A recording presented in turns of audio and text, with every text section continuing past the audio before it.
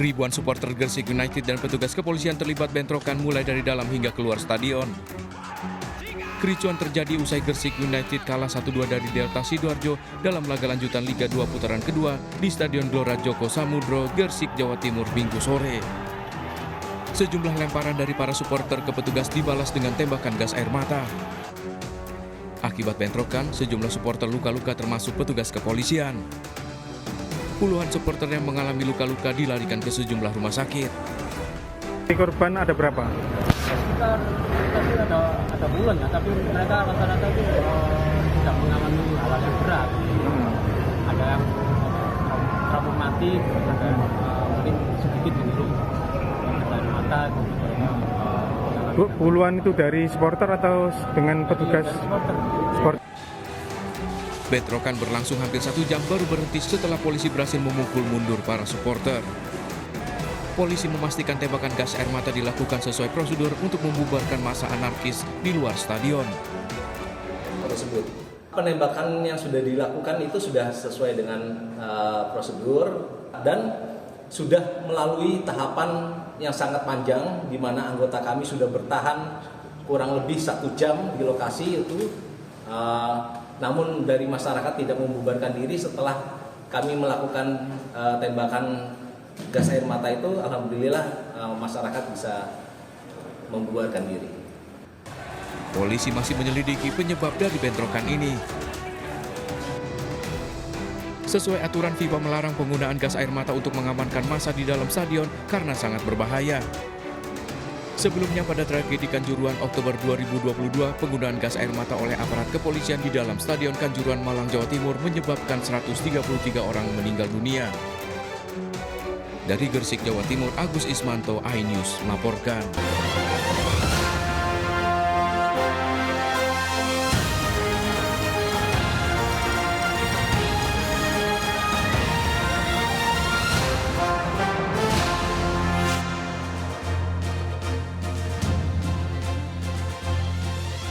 Halo pemirsa, di tengah kenaikan harga sayur dan sembako, harga gula di sejumlah pasar tradisional mulai naik hingga Rp18.000 per kilogram.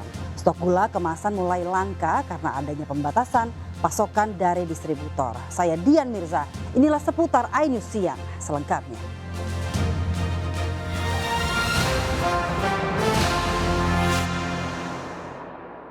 Pemirsa, insiden kecelakaan pebalap road race di Atambua Belu, Nusa Tenggara Timur mengakibatkan 5 penonton menjadi korban tertabrak pebalap. Seorang diantaranya meninggal dunia usai 3 hari dirawat intensif.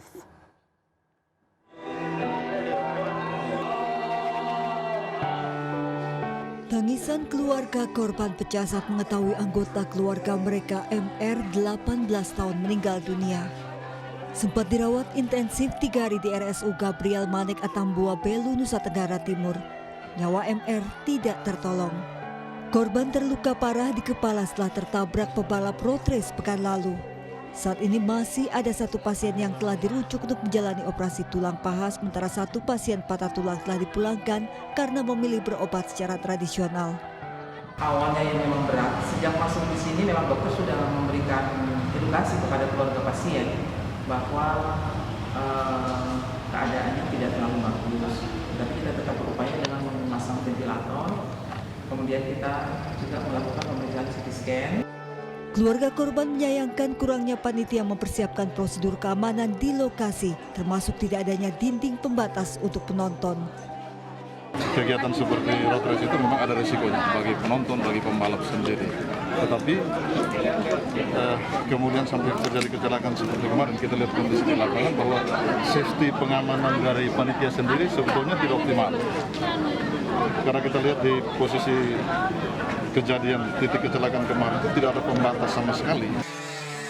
Sebelumnya dalam sesi latihan resmi pada 16 November, seorang pebalap melaju dengan kecepatan tinggi. Namun diduga mengalami remblong saat melintasi tikungan tajam, pebalap hilang kendali dan menabrak penonton. 5 orang terluka parah dilarikan ke rumah sakit, 2 diantaranya dirujuk ke rumah sakit di Kupang. Dari Kabupaten Belu, Nusa Tenggara Timur, Stefanus Dilepayong, iNews melaporkan.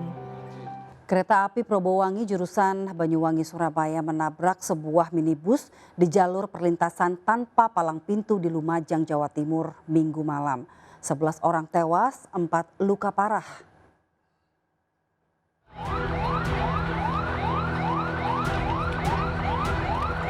Warga dan petugas gabungan mengevakuasi korban dari dalam minibus yang tertabrak kereta Probowangi jurusan Banyuwangi, Surabaya.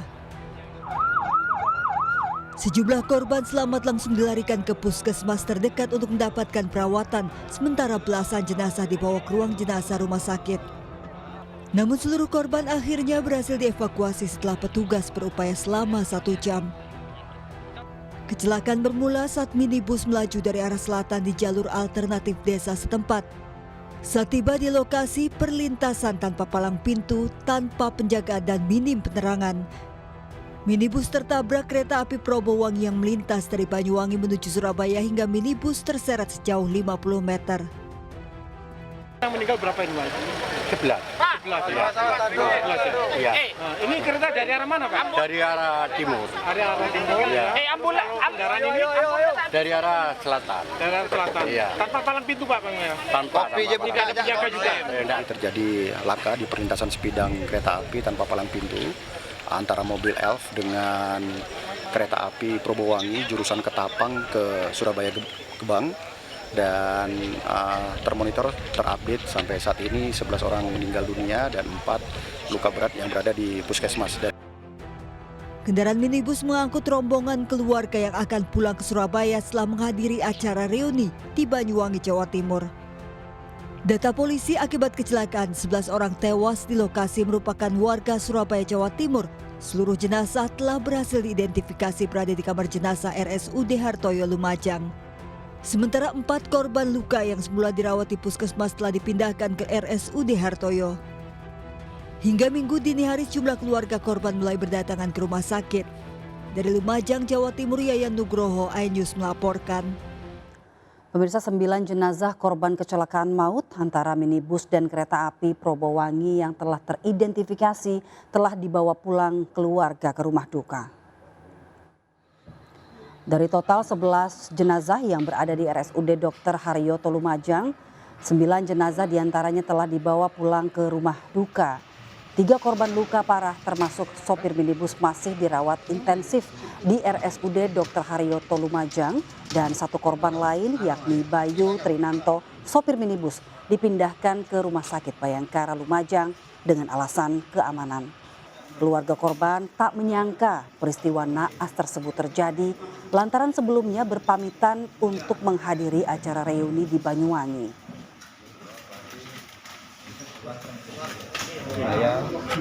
Saya cari info ternyata benar, saya langsung Namanya yang meninggal sama Maria Ana. Maria Ana itu apa? Gimana betulnya? Orang tua saya. Sementara itu pemirsa, Polres Lumajang belum bisa memeriksa sopir minibus yang kondisinya luka parah dan masih dirawat intensif di rumah sakit. Sebagian besar keluarga sudah menghubungi posko kami. Kondisi supir dari status yang kami terima dari dokter yang merawat, sekarang perlu perawatan, kondisinya masih mengalami trauma dan mungkin besok pagi sudah bisa kita lakukan interview ya kepada yang bersangkutan. PT Kereta Api Indonesia menyesalkan dan berduka cita atas kecelakaan maut antara kereta api Probowangi dengan mobil minibus yang menewaskan 11 orang penumpang. PT KAI meminta semua pihak termasuk pemerintah pusat dan daerah untuk mengevaluasi perlintasan sebidang. Indonesia turut berduka cita dan menyesalkan kejadian kecelakaan lalu lintas antara mobil Elf dengan kereta api Probowangi. Kereta Api Indonesia meminta seluruh pihak sesuai dengan kewenangannya agar lebih peduli dan semakin memberikan perhatian untuk meningkatkan sistem keselamatan di perlintasan sebidang. Kereta api memiliki jalur tersendiri dan tidak dapat berhenti secara mendadak. 9 jenazah korban telah dipulangkan ke rumah duka. Duka menyelimuti saat jenazah salah satu korban dibawa ke rumah duka di Surabaya.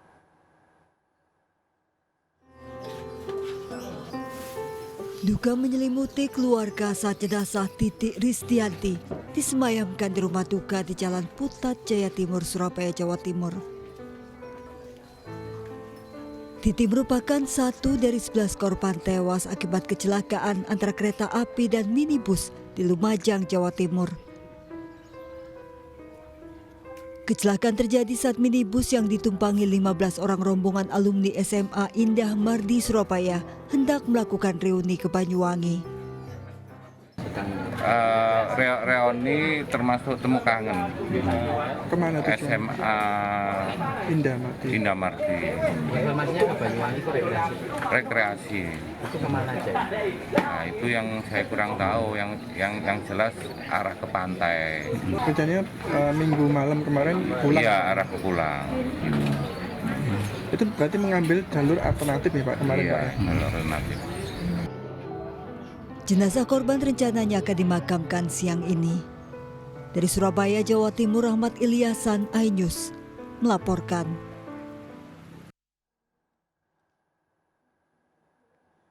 Ya pemirsa, untuk mengetahui kondisi di rumah duka, sudah ada Yayan Nugroho di Surabaya, Jawa Timur. Yayan, bagaimana situasi di rumah duka saat ini? Ya, selamat siang Dian Mirza. Saat ini saya berada di TKP kecelakaan antara minibus dengan kereta Probowangi. Nah, saat ini Polda Jawa Timur masih menggelar olah TKP di lokasi ini. Tadi juga sempat meminta keterangan saksi-saksi yang juga ada pada saat Nampaknya Anda saat ini berada di lokasi kejadian begitu ya. Anda bisa jelaskan bagaimana kronologinya? Ya, untuk kronologi kecelakaan kemarin memang di perlintasan tanpa palang ini sebuah minibus melintas dan tertabrak kereta Probowangi yang dari arah Jember ke Surabaya. Dari kecelakaan itu mengakibatkan 11 korban tewas di lokasi dan 4 korban lainnya mengalami luka dan mendapatkan perawatan di RSUD. Iya. Penyebab terjadinya ini kan gara-gara perlintasan tanpa palang pintu. Sudah berapa lama itu perlintasan tanpa palang pintu itu belum dibenahi? Ya, untuk perlintasan ini memang palang pintu hanya ada early warning system yang pada saat kejadian memang tidak berfungsi dengan baik sehingga mobil minibus tersebut melintas saat kereta Probowangi juga melintas. Jadi dibiarkan, sudah lama ada pembiaran bahwa di lokasi tersebut perlintasannya tanpa palang pintu, Mas Yayan? Menurut keterangan PT KAI sendiri memang sudah beberapa kali di survei terkait early warning system yang tidak berfungsi, namun hingga saat ini memang belum ada perbaikan atau pemasangan palang perlintasan itu. Dari informasi yang Anda himpun, Mas Yayan, apakah pada saat kejadian tidak ada warning seperti itu? Apakah lokasi di perlintasan ramai atau sepi?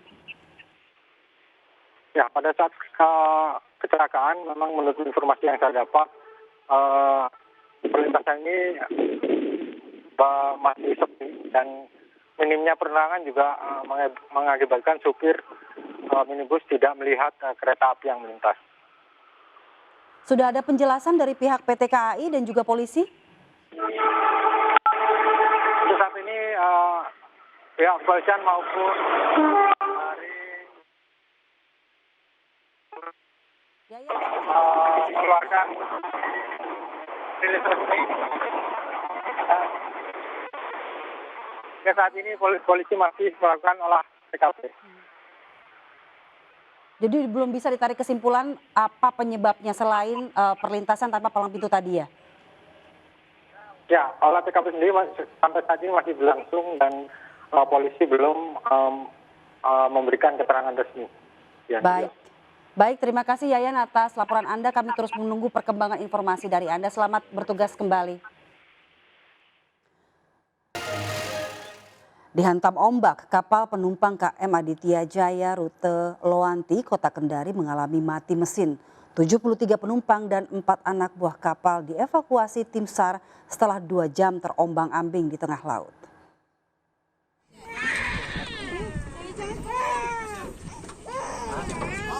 Penumpang KM Aditya Jaya mayoritas wanita dan anak-anak dievakuasi tim Basarnas Kota Kendari. Mereka terombang-ambing selama 2 jam di tengah perairan Tanjung Tiram, Kabupaten Konawe Selatan, Sulawesi Tenggara, Minggu siang. Sebelumnya, kapal yang mereka tumpangi KM Aditya Jaya bertolak dari Pelabuhan Laonti menuju Pelabuhan Kota Kendari. Namun di tengah perjalanan, kapal dihantam gelombang setinggi 1 meter membuat mesin kapal tiba-tiba mati dan tidak bisa berfungsi.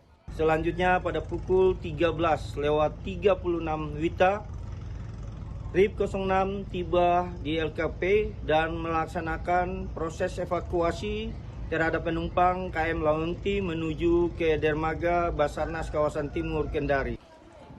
73 penumpang dan 4 orang ABK berhasil dievakuasi menggunakan RIB 06 dan KM Pacitan. Seluruh penumpang dievakuasi menuju dermaga Basarnas Kendari dan langsung dijemput keluarga. Dari Konawe Selatan, Sulawesi Tenggara, Febriono Tameng, iNews melaporkan. Gagal menanjak, sebuah kereta kelinci atau odong-odong bermuatan 45 penumpang terguling di tanjakan Jalan Desa di Sleman, Yogyakarta. Sejumlah penumpang terluka dilarikan ke rumah sakit. Dalam rekaman video amatir, warga sebuah kereta kelinci atau odong-odong mengangkut rombongan peziarah terguling di tanjakan Jalan Desa Sumberwatu, Prambanan, Sleman, Yogyakarta. Kereta kelinci ternyata kendaraan yang dimodifikasi tanpa nomor polisi yang sudah dilarang. Sebelumnya kereta kelinci berjalan dari arah Bantul menuju Klaten, Jawa Tengah mengangkut 45 peziarah. Diduga sopir tidak menguasai kendaraan dan medan gagal menanjak mengakibatkan kereta bagian belakang terguling. 9 penumpang terluka dilarikan ke rumah sakit. Si pengemudi naik pada posisi gigi kedua, namun saat di tengah-tengah tanjakan kendaraan melambat dan tidak sempat mau naik menurunkan gigi ke persen yang pertama. Kemudian saat itu rencana awal rombongan ini mau berangkat ziarah ke makam Sunan Pandanaran daerah Bayat Klaten dengan tujuan akhir di makam tersebut. Untuk penyelidikan, sopir bersama kendaraan kereta kelinci diamankan Satlantas Polresta Sleman. Dari Sleman, Yogyakarta, Heru Trijoko, iNews melaporkan. Pemirsa, kasus kematian ayah dan anak balitanya di Kota Jakarta Utara akhir Oktober lalu mulai menunjukkan titik terang. Nur Hikmah, istri dari korban, kondisinya mulai pulih, menyebut suaminya sakit dan terjatuh saat keluar kamar mandi, sementara anaknya terkunci di dalam kamar.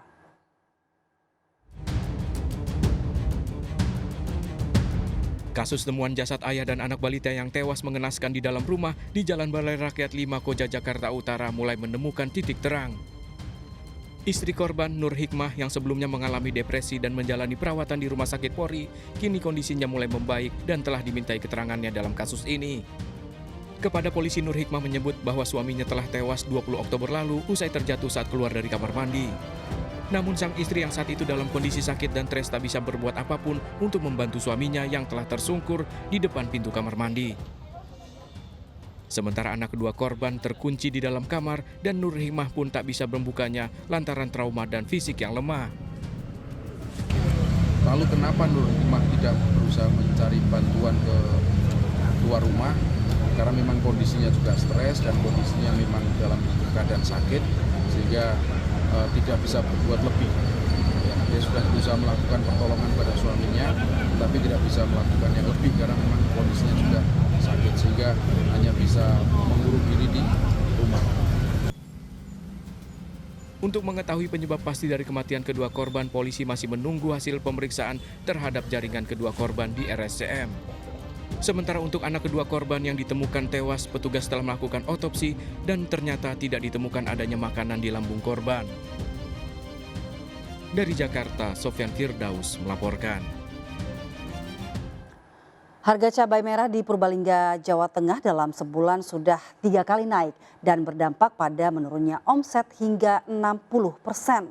Sementara itu, pemirsa, kenaikan harga cabai di Labuhan Batu Selatan, Sumatera Utara lebih dari 2 kali lipat dikeluhkan pedagang dan pembeli.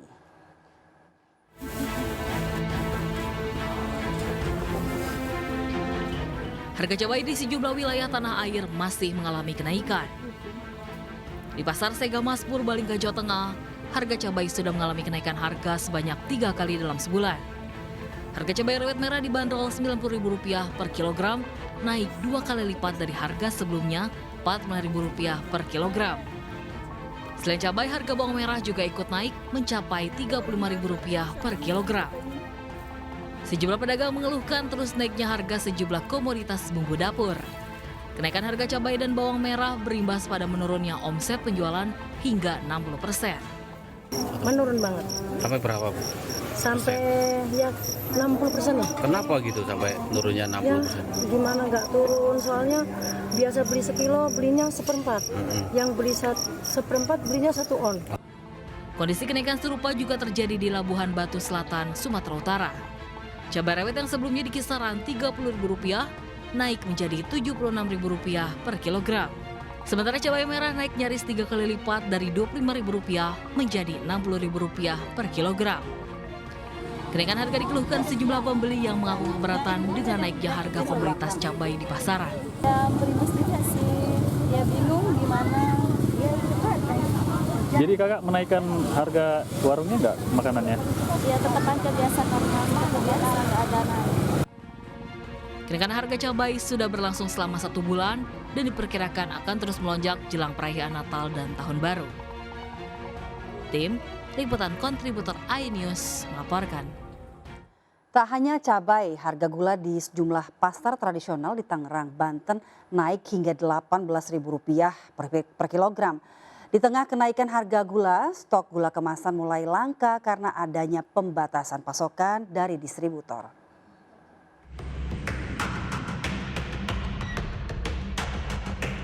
Harga gula pasir curah dan gula pasir kemasan di Pasar Gudang Tiga Raksa, Kabupaten Tangerang, Banten terus alami kenaikan.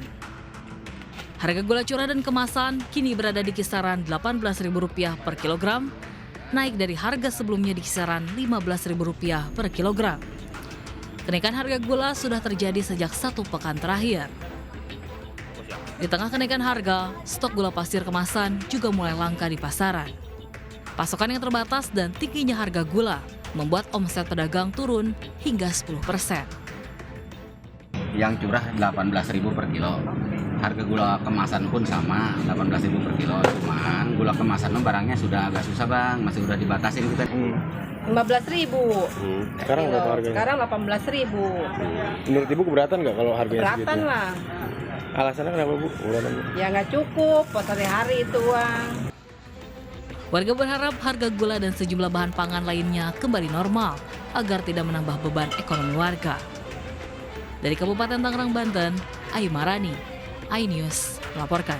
Informasi lain, pemirsa, sejumlah wilayah termasuk Jakarta mulai memasuki musim penghujan. Bahkan saat ini beberapa daerah masuk dalam kategori rawan banjir. Warga diminta waspada banjir. Dan berikut liputannya di Sri Arifa dalam Rakyat Bicara.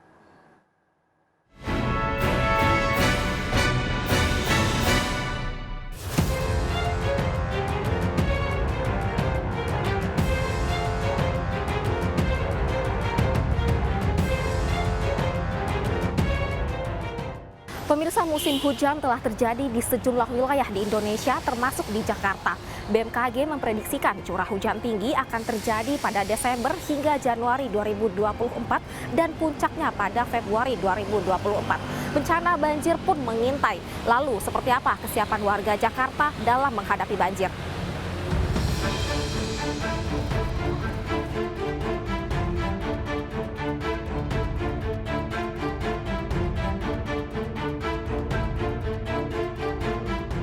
Mengetahui air akan masuk, ini dari mana Pak bisa mengetahuinya? Itu kadang-kadang dapat dari BPBD, kelurahan juga. Baik Pak, kemudian setelah mengetahui air akan masuk, ini seperti apa biasanya untuk memberikan himbauan kepada warga? Kita kan ada grup WA warga gitu, atau yang paling belakang pun kita harus menyambangi mereka, door to door untuk memberitahu siaga 2 nih atau siaga 3 nih. Gitu. Apa saja kira-kira yang harus disiapkan oleh warga dalam mengantisipasi banjir ini, Pak? Kalau statusnya siaga 3 paling motor-motor aja sih. Kalau level udah masuk ke 2, baru udah surat penting kita naikin ke lantai 2. Yang saya lakukan ya gitu, kita waspada, kita yang buat yang mana yang penting-penting kita tek-tekin ke atas. Banjir nggak pakai ngungsi-ngungsi gitu kan. Walaupun siaga 1 kalau dampaknya kan besar tuh ya. Kecuali balita sama orang lansia. Kita ungsikan kalau nggak di kelurahan, di sekolahan atau di puskesmas udah dia ada pengungsian. Ataupun mungkin antisipasi yang dilakukan apabila memang banjir ini terjadi seperti apa nih? Aku pindahin barang ruangan. Kedua rumah udah dibilangin dari RT-nya, isi sekian gitu. Pindahin mana barang-barangnya udah biasa sih. Data BPBD DKI menyebutkan sebanyak 25 dari 297 kelurahan di Jakarta termasuk rawan banjir. Terdapat 5 kelurahan di Jakarta Barat yang menjadi rawan banjir, diantaranya Rawabuaya, Tegal Alur, Kedoya Selatan, dan Kembangan Utara. Kemudian terdapat sebanyak 9 kelurahan di Jakarta Selatan yang menjadi rawan banjir, diantaranya Cipete Utara, Pejaten Timur, Cipulir, Bangka, dan Jati Padang. Lalu untuk di Jakarta Timur terdapat sebanyak 8 kelurahan yang menjadi rawan banjir, diantaranya Kampung Melayu, Kampung Makassar, Kebun Pala, dan Cipinang Timur. Dan di Jakarta Utara terdapat 3 kelurahan yang menjadi rawan banjir, diantaranya Pademangan Barat, Pluit, dan Rorotan.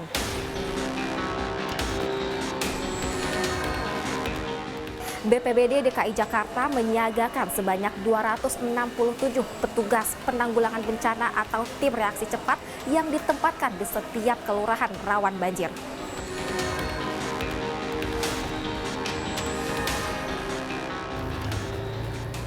Pemirsa, dalam mengantisipasi banjir, warga dihimbau untuk mengamankan surat dan barang berharga, mematikan aliran listrik, dan mengamankan anggota keluarga ke lokasi yang aman.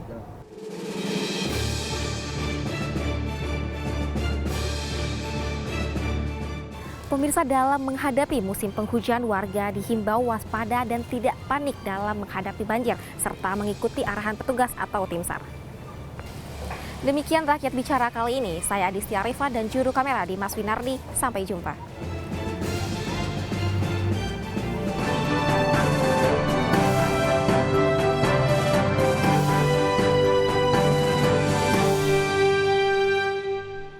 Pemirsa, kurang dari 3 bulan jelang perhelatan pemilu, logistik pemilu sudah mulai didistribusikan. Di Pandeglang, Banten, KPU menerima distribusi logistik lebih dari 15.000 bilik suara untuk disebar di 3.700 TPS. Sementara KPU Kabupaten Bandung Barat menerima 45.000 lebih kotak suara dan bilik suara yang disimpan di gudang untuk didistribusikan ke TPS. KPU Kabupaten Pandeglang, Banten menerima 15.000 lebih bilik suara yang dikirim langsung menggunakan 1 truk dan 2 truk kontainer. Logistik berupa bilik suara untuk kebutuhan pemilu 2024 mendatang ini disimpan di gudang di Kecamatan Majasari, Kabupaten Pandeglang, Banten. Sejumlah TPS dikali 3, jadi total itu 15.037. Sesuai usulan yang kita sampaikan. Tidak ada kekurangan ya? Nggak ada. Jumlah tempat pemungutan suara atau TPS di Kabupaten Pandeglang sendiri sebanyak 3.759 dan setiap TPS akan diisi dengan 3 bilik suara. Pihak KPU Kabupaten Pandeglang juga melakukan pengecekan untuk logistik yang sudah ada di gudang penyimpanan untuk memastikan tidak ada kerusakan saat pemilu berlangsung. Sementara itu, KPU Kabupaten Bandung Barat menerima lebih dari 45.000 logistik berupa kotak suara dan bilik suara yang disimpan di gudang Padalarang, Kabupaten Bandung Barat. Petugas keamanan pun disiagakan setiap hari untuk menjaga gudang logistik khusus pemilu 2024 mendatang. Pihak KPU Kabupaten Bandung Barat telah melakukan penyortiran terhadap logistik yang diterima. Hasilnya ditemukan 5 kotak suara dan bilik suara yang rusak, namun sudah dilakukan pergantian. Sudah terpenuhi berjumlah 25.472 buah. Untuk biliknya juga sudah terpenuhi untuk Kabupaten Bandung Baratnya di jumlah 20.352. Pihak kepolisian akan melakukan penjagaan ketat di gudang logistik KPU untuk mengantisipasi hal yang tak diinginkan. Tim Liputan Kontributor iNews melaporkan. Pemirsa, netralitas TNI, Polri, dan ASN menjadi topik diskusi saat calon presiden nomor urut 3 dari Partai Perindo, Ganjar Pranowo, berkunjung ke kediaman Wakil Presiden ke-10 dan 12 Republik Indonesia, Yusuf Kala, di Kebayoran Baru, Jakarta Selatan. Ganjar dan JK sepakat pemilu harus berjalan lancar, aman, dan jujur. Calon Presiden nomor urut 3 Ganjar Pranowo dinampingi Ketua Tim Pemenangan Nasional Ganjar Mahfud, Arsyad Rashid, dan Ketua Umum Partai Perindo Haritanu Sudibyo berkunjung ke rumah Wakil Presiden RI ke-10 dan 12 Yusuf Kala di Jalan Brawijaya nomor 6 Kebayoran Baru, Jakarta Selatan. Selain menjalin silaturahmi, kedatangan Ganjar Pranowo beserta rombongan juga untuk berdiskusi terkait persoalan yang sedang dihadapi bangsa dan negara. Tapi yang sangat penting ialah kita harapkan dalam situasi seperti ini, maka peranan daripada aparat pemerintah, apakah itu di pemerintahan, di kepolisian, di TNI, dan seluruh aparat negara, itu betul-betul melaksanakan pemilu ini secara aman, secara baik, dan secara dengan bentuk netral. Intinya, pemilu mesti berjalan dengan baik. Nilai persatuan bangsa mesti dijaga. Inilah momentum untuk rekonsiliasi bangsa. Sekali lagi, bangsa. Anak-anak bangsa agar bisa membawa negara pada visi dari cita-cita untuk menuju 2045 yang lebih baik. Dan kami diskusi panjang tentang negara ini. Saya belajar betul. Mudah-mudahan kita akan bisa menjaga sehingga pemilunya lancar. Tak hanya silaturahmi dengan JK, Ganjar Pranowo Mahfud MD juga kerap melakukan silaturahmi ke berbagai daerah untuk bertemu kiai, ulama, dan sejumlah tokoh masyarakat lainnya demi menciptakan pemilu yang netral, aman, dan damai. Dari Jakarta, Tim Liputan iNews melaporkan. Pria pembawa jasad wanita di atas becak motor ternyata sakit hati setelah 3 tahun berselingkuh dengan korban. Seputar iNews yang akan kembali sesaat lagi.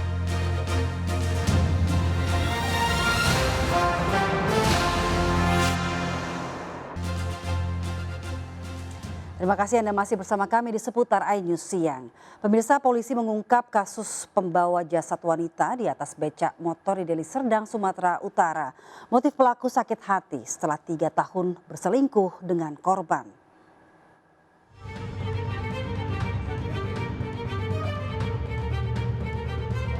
Video amatir seorang pria membawa jasad wanita di becak motor di Deli Serdang, Sumatera Utara ini viral di media sosial. Aksi pelaku diketahui warga saat akan membuang jasad korban di Jalan Veteran Pasar 10, Gang Keluarga. Pelaku yang teridentifikasi sempat melawan saat dilumpuhkan dalam penangkapan di kawasan Kabupaten Kampar Riau. Hasil pemeriksaan terungkap motif pelaku karena sakit hati lantaran diejek korban. Pelaku dan korban yang sudah berkeluarga ternyata memiliki hubungan terlarang berselingkuh selama 3 tahun. Pelaku juga mengaku memiliki masalah bisnis beras sampai menjual rumahnya namun tidak mendapatkan hasil. Ya, hasil pemeriksaan sementara menurut keterangan dari tersangka, ianya sakit hati karena diejek oleh si korban. Kemudian si korban tersebut pernah meminjam utang, ya, bisnis beras kepada si tersangka. Nah, ini belum dibayar atau dilunasi oleh si korban. Petugas menyita sejumlah barang bukti diantaranya jaket hingga becak motor yang digunakan oleh pelaku saat mengangkut jasad korban. Pelaku bakal terancam hukuman 15 tahun penjara. Dari Medan, Sumatera Utara, Yuda Bahar, iNews melaporkan. Pemirsa, seekor harimau peliharaan warga menyerang dan menewaskan seorang penjaga di Samarinda, Kalimantan Timur. Pemilik harimau ditahan polisi karena diduga tidak mengantongi izin. Keluarga Supriyada histeris saat mengetahui pria ini tewas mengenaskan. Supriyanda, pria 27 tahun, tewas diduga diterkam harimau peliharaan majikannya saat hendak memberikan makan Sabtu lalu. Peristiwa ini diketahui saat istri korban yang khawatir karena suaminya tidak mengangkat teleponnya sejak pagi. Istri korban terkejut saat mendatangi rumah majikan suaminya menemukan korban sudah tidak bernyawa dalam kandang harimau penuh dengan luka. Setelah harimau berhasil dikunci dalam kandang, korban kemudian dievakuasi oleh rekan kerja dan keluarga. Pasca kejadian, petugas BKSDA Kalimantan Timur mendatangi rumah majikan korban di Jalan Wahid Hashim, Kecamatan Samarinda Utara, Kalimantan Timur. Pemilik diduga belum mengantongi izin. Seperti apa, Pak? Ya, sampai saat ini kami belum menerima atau kami pastikan memang dari kami tidak ada izin. Jadi tempat ini dipastikan ilegal ya, Pak? Ya. Sementara pemilik harimau kini sudah ditetapkan tersangka. Berjalan dan sudah tahap proses penyidikan dan sudah ditetapkan tersangka. Siapa ini? Siapa nama? Inisialnya, Pak? Inisial. Atau nama? Pemilik atau siapa? Ada inisialnya A lah. Perannya sebagai apa, Pak? Sebagai pemilik. Pemiliknya, Pak, ya? Tersangka berinisial A sudah ditahan, merupakan pengusaha yang juga majikan korban, mengaku memelihara harimau sejak hewan buas itu masih kecil. Dari Samarinda, Kalimantan Timur, Arditya Abdul Aziz, iNews melaporkan. Pemirsa, puncak perayaan hari ulang tahun ke-34 MNC Group digelar di MNC Studios Kebonjeruk, Jakarta Barat. Momen spesial perayaan tersebut semakin meriah dengan kehadiran puluhan artis ternama dan tokoh nasional.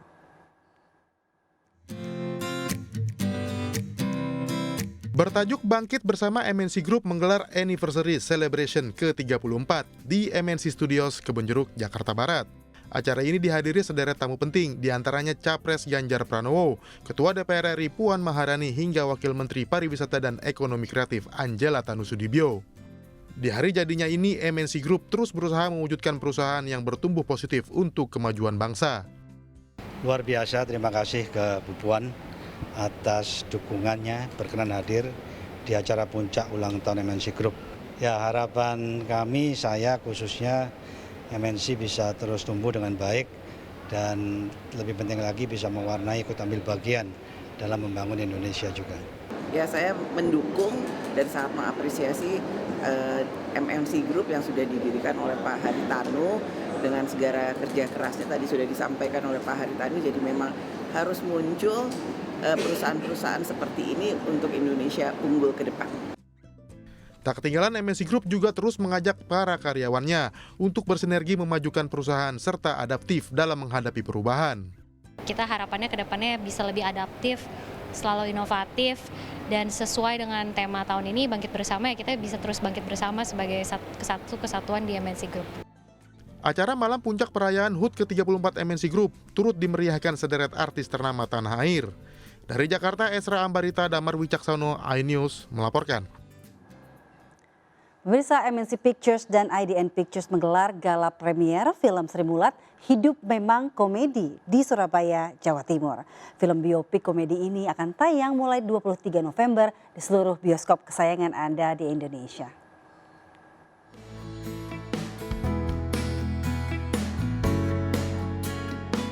Film bergenre biopik komedi Sri Mulat kembali hadir di layar lebar dengan judul Sri Mulat Hidup Memang Komedi. Selasa aku main saham, orang kaya. Film karya sutradara Fajar Nugros ini menjadi kelanjutan film sebelumnya yang berjudul Sri Mulat Hil Yang Mustahil. Gak lucu. Film ini menceritakan perjalanan karir grup lawak legendaris Sri Mulat yang menjadi grup lawak pertama yang tampil di televisi nasional Indonesia. Ya, menjadi luar biasa buat kita dan kita lakukan premier khusus di Surabaya karena Surabaya memang adalah salah satu kota tempat kelahirannya Sri Mulat. Jadi kita berpikir fans Sri Mulat tuh sangat kuat di Surabaya. Film Sri Mulat Hidup Memang Komedi ini lebih utuh ceritanya dari berangkat dari kampungnya Sri Mulat merantau ke ibu kota mengadu nasib. Jadi akan diceritain seperti itu. Diperankan oleh aktor-aktor ternama tanah air, film ini dikemas untuk dapat merangkul seluruh masyarakat, terutama generasi milenial dan generasi Z. Dari Surabaya, Jawa Timur, Hari Tambayong, iNews melaporkan. Pemirsa, Polwan asal Indonesia Bribtu Renita Rismayanti dianugerahi oleh Perserikatan Bangsa-Bangsa PBB sebagai petugas polisi wanita terbaik PBB 2023. Bahkan sebagai polisi penerima penghargaan termuda. Penganugerahan penghargaan diberikan di markas besar PBB New York, Amerika Serikat.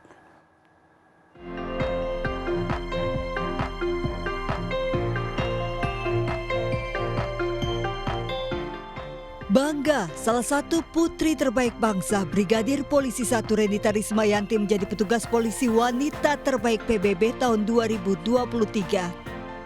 Bribtu Renita menerima penghargaan ini 16 November langsung di markas besar PBB di New York, Amerika Serikat pada acara tahunan Pekan Polisi PBB. Wanita 27 tahun ini menjadi pemenang penghargaan petugas polisi wanita terbaik PBB termuda yang pernah ada dan mampu menjadi agen perubahan dunia. Bribtu Renita bertugas sebagai petugas basis data kriminal Crime Database Officer di misi stabilisasi terpadu multidimensi PBB di Republik Afrika Tengah, MINUSCA. Ia membantu mengkonsep dan mengembangkan basis data kriminal yang memungkinkan polisi PBB memetakan dan menganalisa titik-titik rawan kejahatan serta kekacauan. Bribtu Renita menjadi satu dari sekitar 10.000 polisi PBB yang diberi kewenangan untuk bertugas di 16 operasi perdamaian PBB di mana mereka bekerja untuk meningkatkan perdamaian dan keamanan internasional dengan mendukung negara tuan rumah dalam situasi konflik, pasca konflik, dan situasi krisis lainnya. To all women, wherever you may be, I urge you to remember your limitless potential.